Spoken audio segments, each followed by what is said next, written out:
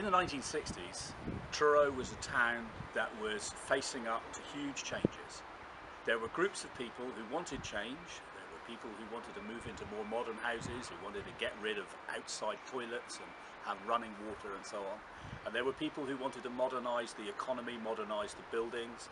The council wanted to increase the revenue coming in so that it could pour investment back into providing what the citizens wanted. And there was a kind of an unwritten plan emerging, and it was about big change. So you can imagine that with all this foment for change, that there was a lot of argument going on. Things were happening that people didn't like, things weren't happening that people wanted.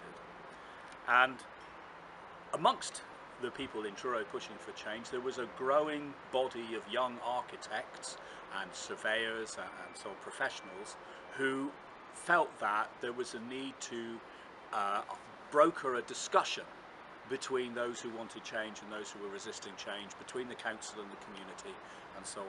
And out of that arose Truro Civic Society. And like all towns, Truro was the product of different generations with different needs, different materials and skills, and different aesthetic values. The late 18th and early 19th century shaped the town we know today. We celebrate this with listed buildings and the conservation area, and we insist upon quality and in-depth care. The payoff comes with a vibrant economy, a town that people like to visit and to live in. In the post-war period, we have seen an explosion of a new form of architecture, of modernity. The bypass swept away Boscoe Street and is an elegant and fine piece of civil engineering. Few will agree, but Truro Police Station is an excellent brutalist building, sitting in a very Cornish way in its setting, being quietly dynamic and not deserving demolition and replacement by a block of bland flats. We have the chance, if we lose the police station, to stand up for another fine brutalist structure, and that is the High Cross car park.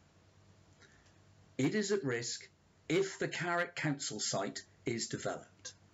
It is an ugly, concrete, functional structure, but it speaks clearly and potently of its era, of its time, just as Truro City Hall speaks of the early 19th century.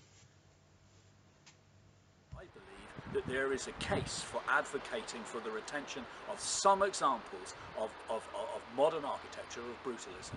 And in my view, losing the police station as we are, now is the time to stand and reconsider our view of the High Cross car park and other examples.